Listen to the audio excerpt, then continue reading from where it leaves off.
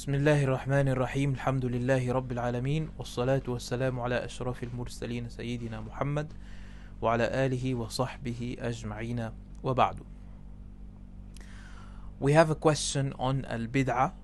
The questioner says, Assalamu alaikum Shaykh. What is the true definition of bid'ah and how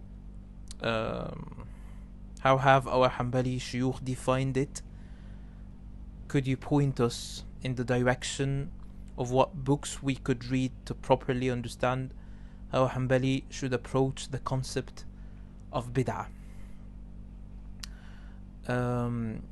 Let's start with the last point. Books that people read to understand the concept of bid'ah. There are no books, because the concept of bid'ah is really simple. It can be just summarized in a couple of lines and that's it. The idea of doing something like what Imam Shatibi did in Al-I'tisam, this is not really something that people have in their minds. Scholars of Islam in different madhab, I do not think that this is something that people have in their minds. People author on al-firaq, different sects, al-firaq, for instance, yes. And I think al-Ras'ani, the great mufassir in the Hanbali Madhab, I think he summarized this book, Al-Farq Bayn Al-Firaq, if I remember correctly. And it's just a beautiful ikhtisar, and it does not really do anything to the original work. So do not require this in the first place. Al-Wahhabiyya made it a very complicated thing because of how they practice it. Because of their ignorance, they made it a very complicated thing, but it's a very simple concept. It can be explained in a couple of lines, and that's it. What is al-bid'ah according to the madhab? Anything that has been invented, innovated in their religion, not in something which might be related to religion. Related to religion, everything can be related to religion. As we said before, your life, your practice, if you walk in the morning, if this could be related somehow to religion, if you broaden the idea of relevance, yes, so this is A related to B related to C, and you keep going like this until you say yeah, and because Y is related to Z, then A is related to Z. You can do this if you want, but this is not really helping you understand the concept of al-bid'ah. If this is how you think about it, if you think that everything that is related to religion can be seen as something in which al-bid'ah is involved, I think this is a very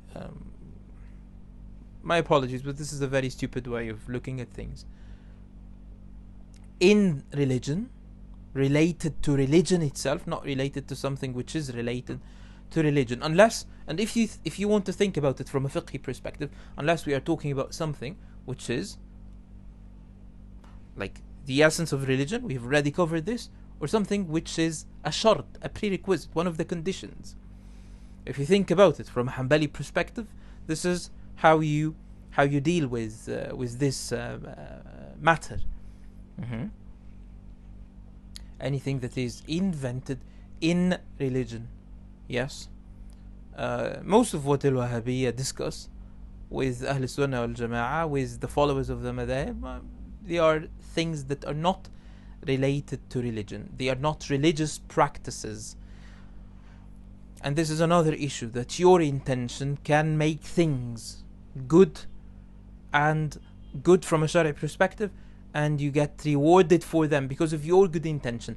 This does not automatically make your practice something that is done in religion, yes. For instance, because I love the Prophet sallallahu alaihi wasallam, I do like the Turkish people, for instance. Whenever his name is mentioned, yes, I do.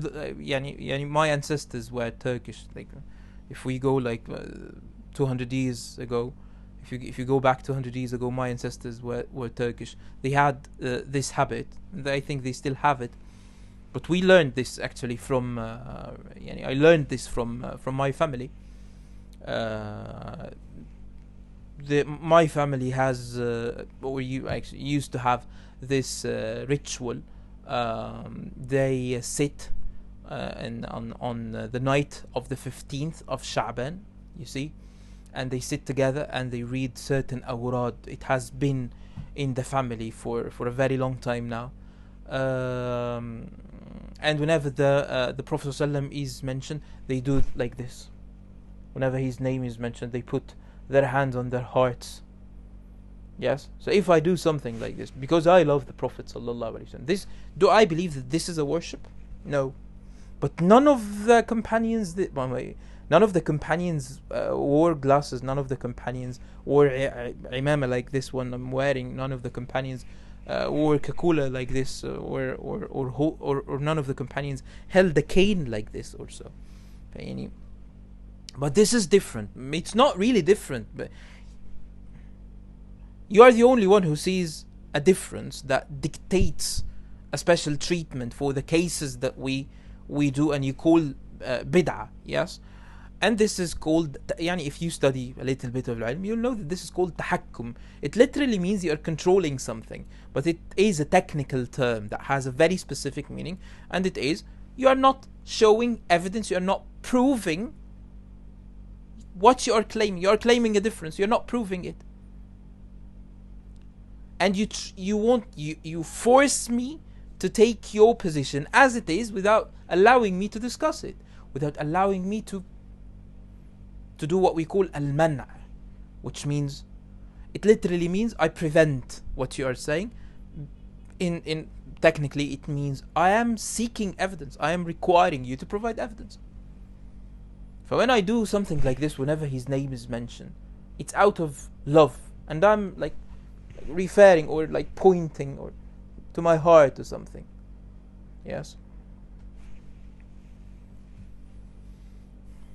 So this is a very important way of looking at this mas'ala. Let's talk about al-bid'ah from a Hanbali perspective. You will not find this in one book, but if you read the books of al-fiqh, especially the advanced books of al-fiqh, you will see that their application is very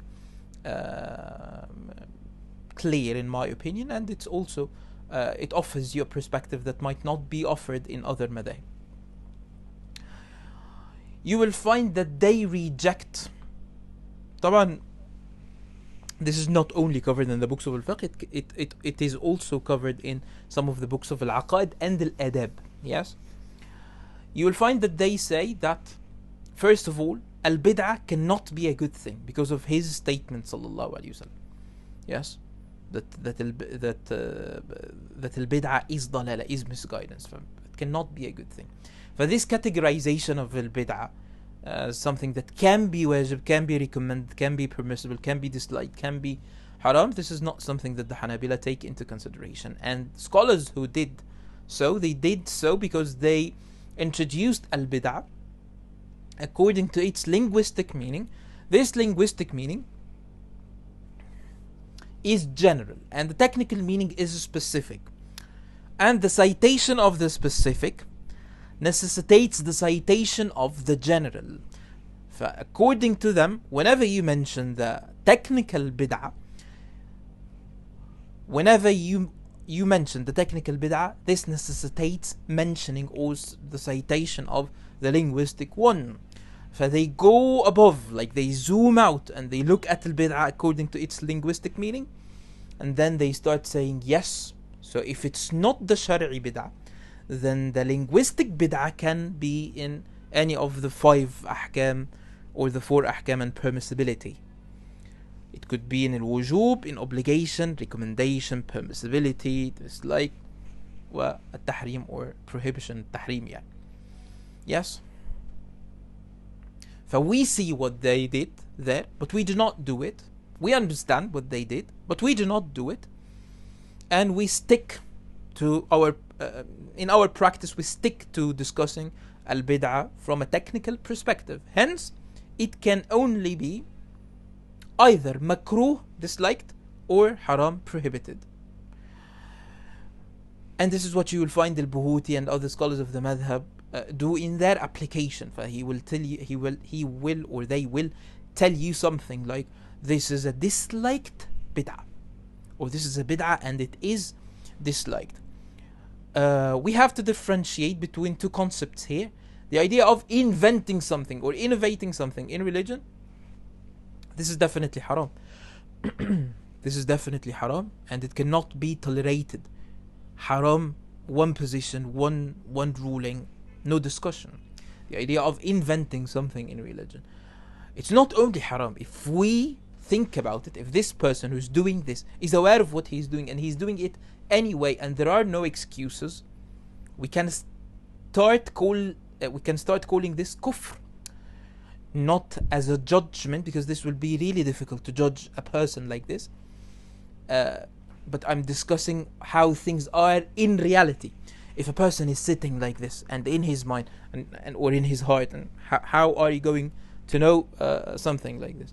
In his heart he says, yeah, I'm inventing this or innovating this in religion. I'm aware that I'm like adding something to religion, and he understands what this means, and there is nothing that prevents him from like comprehending the consequences, and actually what we call the mawani', things that should prevent him from doing this.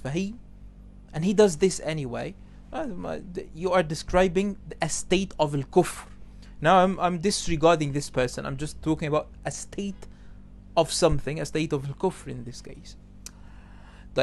How do you say that some of al-bid'ah are disliked if the idea of innovating something in religion is in itself haram? Yes, because when you innovate something in religion, some people might practice this thing, صح? And there might be a lot of factors that affect this practice. Yes? So sometimes the scholars of the Madhab will see that we cannot describe everyone who is doing this as a person or as people who are doing something haram, but we will have to consider these factors that I was referring to, and we will just say that this is disliked in this case. And in order to explain this in a clearer way, I would say the idea of innovating in religion is haram. Some of the individuals of this big concept or big idea, some of the branches of this big concept or big idea, some of these branches are not haram, they are disliked. Yes? Probably because as individuals of the bigger concept or as branches of the bigger concept, they eventually lead to it. Yes, they eventually lead to it. However, in themselves, they might not be as problematic as the bigger concept. And this allows you to see another side of the whole of the whole picture, this bigger picture of the mas'ala of al-bid'ah. You'll see another side now, another aspect, which is saddu al-dhari'ah. But this cannot be discussed in this video, because al-Hanabila take saddu al-dhari'ah or blocking the means as evidence. But this is done in a very detailed way. They have like a very detailed criterion, yes, that might not be easily found in the books. They do not tell you, Assalamu alaikum, here is the criterion of Sadd al-Dhari'ah. But this is another discussion for another time, and you will understand that we might block some means because they lead to al-bid'ah, and if you block the means, if you do Sadd al-Dhari'ah, this does not necessarily mean that it will be a haram, that you will rule something as haram. Sometimes you will say it's just disliked, saddan li-dhari'ah, because we are blocking the means and we will just call it disliked. I think a lot of I can expect that a lot of people who are watching this video do not know that according to the Hanbali Madhab, when we say that something is makruh or disliked, we mean the Shari'ah, Allah subhanahu wa ta'ala, prohibits you from doing it. The only difference is between the disliked and al-haram, that the disliked does not lead to a punishment if you disobey, but you are still commanded not to do something. A real command, not a metaphorical one, not to do something. A real prohibition. Yes. I hope this was beneficial. The question was very good, and we should thank a Shaykh who sent this question. جزاكم الله خيرا. والله تعالى أعلى وأعلم، وصلي اللهم على سيدنا محمد وعلى آله وصحبه وسلم، والحمد لله رب العالمين.